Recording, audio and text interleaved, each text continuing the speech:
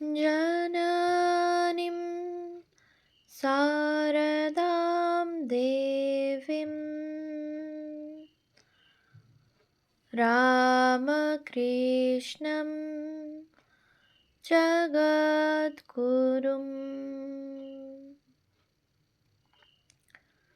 पादपद्मे त्वयोश्रित्वा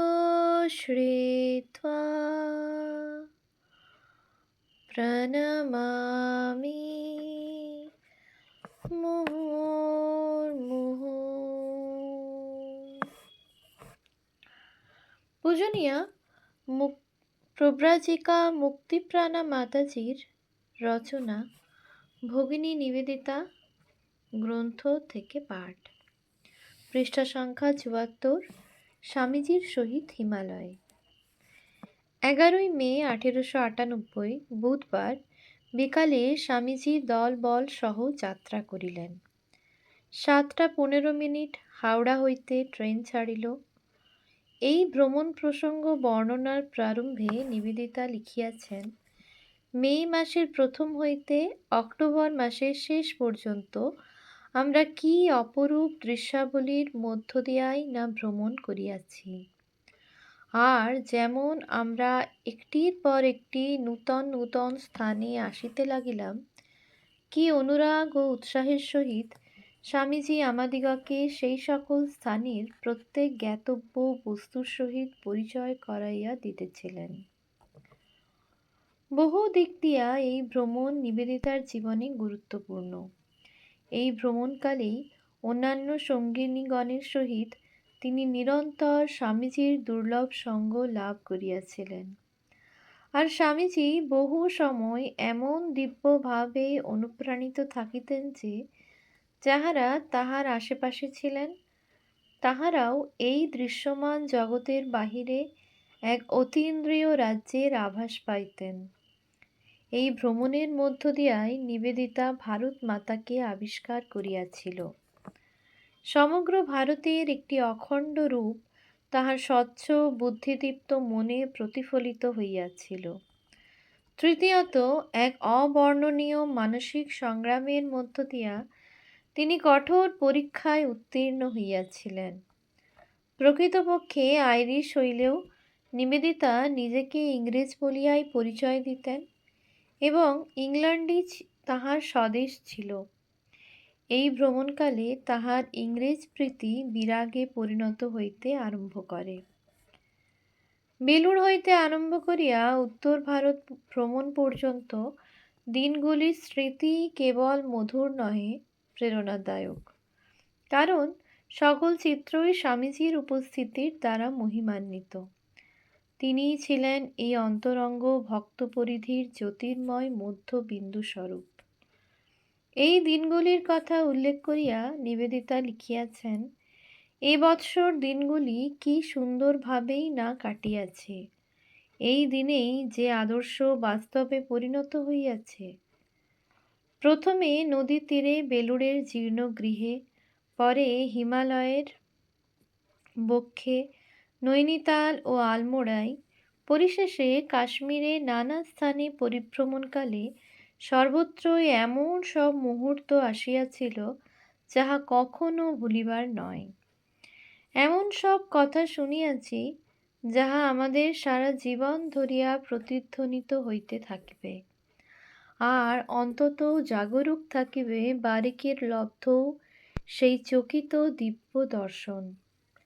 সে সবই যেন একটা খেলা। এমন এক প্রেমের বিকাশ আমরা দেখিয়াছি যাহা ক্ষুদ্র হইতেও ক্ষুদ্রকে, অজ্ঞ হইতেও অজ্ঞকে আলিঙ্গন করিয়া এক হইয়া যায় এবং তাহারই দৃষ্টিতে তখন সমগ্র জগৎকে দেখে, যেন তাহাতে কোনরূপ প্রতিবাদ করিবার কিছুই নাই। বিরাট প্রতিভার বিশাল খেয়ালে আমরা কৌতুক করিয়াছি, বীরত্বের উচ্ছ্বাসে উত্তেজিত হইয়া উঠিয়াছি। এ সমস্ত দিব্যলীলায় মনে হয় যেন বালরূপী ভগবান তাহার শিশু শয্যা হইতে জাগিতেছেন, আর আমরা দাঁড়াইয়া সাক্ষী স্বরূপ নিরীক্ষণ করিতেছি। কিন্তু ইহাতে কোনো রূপ মানসিক উগ্রতা বা কঠোর গাম্ভীর্যের ভাব ছিল না। দুঃখ আমাদের সকলেরই কাছ ঘেঁষিয়া গিয়াছে। অতীতের কত শোক স্মৃতি আসিয়া চলিয়া গিয়াছে, কিন্তু সেই দুঃখ ঊর্ধ্বশিখ হইয়া হেম জ্যোতিতে উদ্ভাসিত হইত, দীপ্তিতে মণ্ডিত হইত, তাহাতে কোনরূপ দাহ থাকিত না। মনের কিরূপ অবস্থায় নব নব ধর্মবিশ্বাসের সৃষ্টি হয় এবং কোন মহাপুরুষগণ এই ধর্মবিশ্বাসের অনুপ্রেরণা দেন, তাহার কতকটা আমরা প্রত্যক্ষ করিয়াছি। কারণ আমরা এমন এক দিব্য মানবের সঙ্গ লাভ করিয়াছি, যিনি সকল রকম লোককেই নিজের কাছে আকর্ষণ করিতেন, সকলের বক্তব্য শুনিতেন, প্রত্যেকের জন্যই সহানুভূতি বোধ করিতেন এবং কাহাকেও প্রত্যাখ্যান করেন নাই। যে দীন ও তার নিকট সকল দৈন্য দূরীভূত হয়, যে ত্যাগ অত্যাচারীর প্রতি প্রচণ্ড ধিক্কারে এবং উৎপীড়িতের প্রতি অসীম করুণায় আত্মবলিদানে উন্মুখ, যে প্রেম তীব্র উৎপীড়ন এবং মৃত্যুর আসন্ন পদসঞ্চারকেও আশীষ বচনে স্বাগত সম্ভাষণ করে, সেই দীনতা, সে ত্যাগ, সে প্রেম আমরা প্রত্যক্ষ করিয়াছি। যিনি অশ্রুজলে শ্রী ভগবানের চরণযুগল অভিষিক্ত করিয়াছিলেন এবং স্বীয় কেশ দ্বারা সেই অভিষিক্ত চরণ মুছাইয়া দিয়াছিলেন, সেই সৌভাগ্যবতীর পুণ্যব্রতের অনুষ্ঠান আমরাও করিয়াছি। এই অবসর আমরা পাইয়াছিলাম সত্য, কিন্তু তাহার সেই ভাববিহ্বল আত্মবিস্মৃতি আমাদের কোথায়? যাহারা এরূপ শুভ মুহূর্তের আস্বাদ পাইয়াছেন, জীবন তাহাদের নিকট অধিকতর মূল্যবান, মধুময়। দীর্ঘ নিরানন্দ নিশীথের তালবন সঞ্চারী বায়ুও উদ্বেগ ও আশঙ্কার পরিবর্তে তাহাদের কর্ণে শান্তিময় বাণী ধ্বনিত করিয়া তোলে, মহাদেব, মহাদেব, মহাদেব। প্রকৃতপক্ষে প্রাচীন পাটলিপুত্র বা পাটনা হইতেই ভারত সম্বন্ধে শিক্ষা আরম্ভ হইল। স্বামীজী বহু সময় তাহার পাশ্চাত্য শিষ্যগণের কামরায় অবস্থানকালে দৃষ্টিপথে যাহাই আসিত তাহারই ব্যাখ্যা করিতেন। কাশীর ঘাটগুলির প্রশংসা করিলেন, লখনৌয়ের প্রসিদ্ধ শিল্পদ্রব্য ও বিলাস উপকরণগুলির নাম ও যথেষ্ট গুণ বর্ণনা করিলেন, বিস্মৃত মহানগরীগুলির বিখ্যাত কীর্তিসমূহ ব্যাখ্যা করিতে যেমন তাহার ক্লান্তি ছিল না, তেমনি আবার সাধারণ দরিদ্র কৃষকের দৈনন্দিন জীবনযাত্রা বর্ণনায় তাহার অসীম উৎসাহ ছিল। বস্তুত সমগ্র আর্যাবর্তের মহিমা কীর্তনের সময় স্বামীজীর স্বদেশ প্রেম মূর্ত হইয়া উঠিত। তাহার নিকট সমগ্র দেশ এক অখণ্ড সত্তার বহির্বিকাশ মাত্র। 13ই মে ভোর 5টার সময় যাত্রীগণ কাঠগোদাম পৌঁছিলেন। প্রত্যুষের আলোকে কয়েক শত গজ দূরে সমুদ্র মস্তক সমুন্নত মস্তক পর্বতরাজ হিমালয়ের আবির্ভাব সত্যই বিস্ময়কর। কাঠগোদাম হইতে প্রথমে টাঙ্গা এবং পরে ঘোড়া ও ডান্ডি করিয়া তাহারা নৈনিতাল আগমন করেন। এখানে তাহারা ক্ষেত্রী রাজার আতিথ্য গ্রহণ করেন। 16ই মে নৈনিতাল হইতে সকলে অশ্বপৃষ্ঠে আলমোড়ার উদ্দেশ্যে যাত্রা করিলেন। শীঘ্রই রাত্রি হইয়া গেল। উচ্চ নীচ পার্বত্য পথ, কোথাও কোনা বাহির করা পাহাড় ঘুরিয়া গিয়াছে, সর্বত্রই বিশাল বৃক্ষ ছায়াবহুল। লোকজন আগে আগে চলিয়াছে, তাহাদের হাতে মশাল ও লণ্ঠন। যতক্ষণ বেলা ছিল, গোলাপের বন, ঝর্ণার আশেপাশে ফার্ন এবং বন্য ডালিম গাছের ঝোপে রক্তবর্ণ কুঁড়িগুলি দেখিতে পাওয়া যাইতেছিল। কিন্তু রাত্রির অন্ধকারে কেবল হানিসাকল ও অন্যান্য ফুলের সুগন্ধ ভাসিয়া আসিতে লাগিল। গন্তব্যস্থান কত দূরে কাহারও জানা নাই। রজনীর নিস্তব্ধতা, অস্ফুট নক্ষত্রালোক এবং পর্বতমালার গাম্ভীর্য যাত্রীদলের মনে এক অননুভূত আনন্দের সৃষ্টি করিল। রজনীর নিস্তব্ধতা, অস্ফুট নক্ষত্রালোক এবং পর্বতমালার গাম্ভীর্য যাত্রীদের মনে এক অননুভূত আনন্দের সৃষ্টি করিল। অবশেষে পর্বতের পার্শ্বে অবস্থিত ডাকবাংলায় সে রাত্রির মতো সকলে আশ্রয় গ্রহণ করিলেন। স্বামীজি অপর সন্ন্যাসীগণের সহিত সকলের শেষে ছিলেন। একটু পরেই তিনি আসিয়া পড়িলেন এবং আনন্দ ও উৎসাহের সহিত অতিথিগণের তত্ত্বাবধান করিতে লাগিলেন। চারিদিক অপার্থিব নৈশ দৃশ্যাবলীর কবিত্বে ভরপুর। প্রজ্বলিত অগ্নির পার্শ্বে উপবিষ্ট কুলিসমূহ, অশ্বগণের হ্রেষ্যারব, নিকটস্থ পান্থশালা, বৃক্ষরাজির শন শব্দ, অরণ্যানীর গভীর ভাব উদ্দীপক তমিশ্রা এবং স্বামীজির আনন্দময় উপস্থিতি।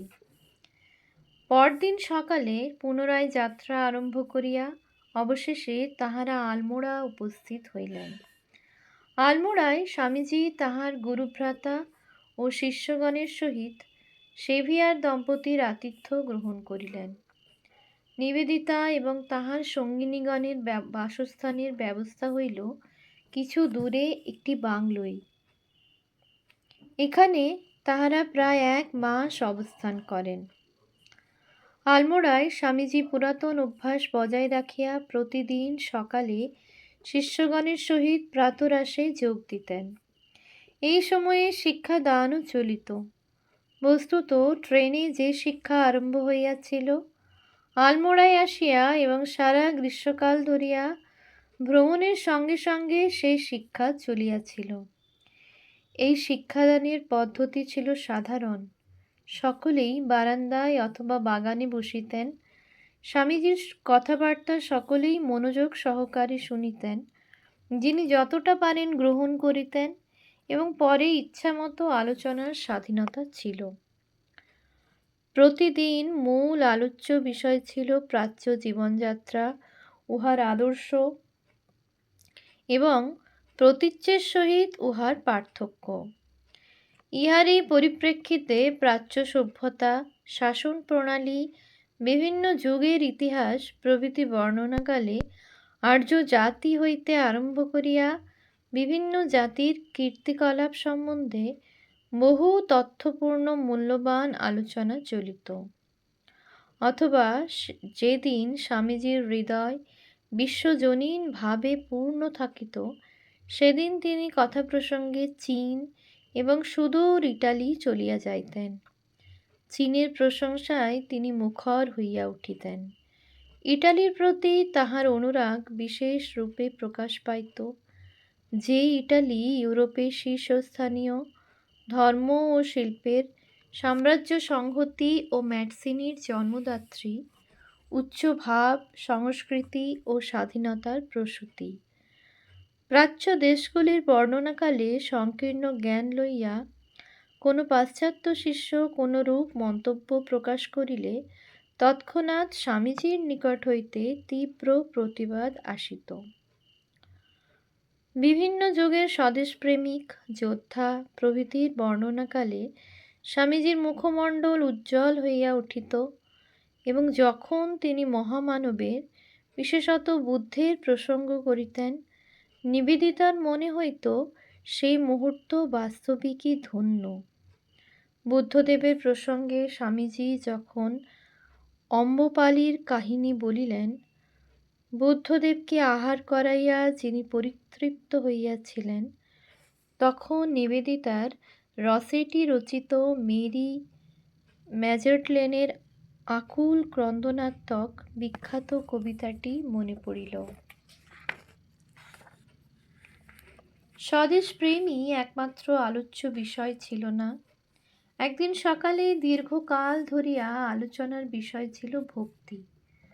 ভক্তির শেষ পরিণতি প্রেমাস্পদের সহিত সম্পূর্ণ তাদাত্ম্য।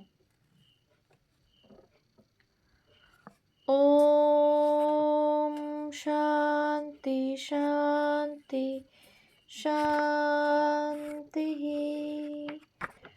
হরিঃ ওম তৎসৎ। শ্রীরামকৃষ্ণার্পণমস্তু।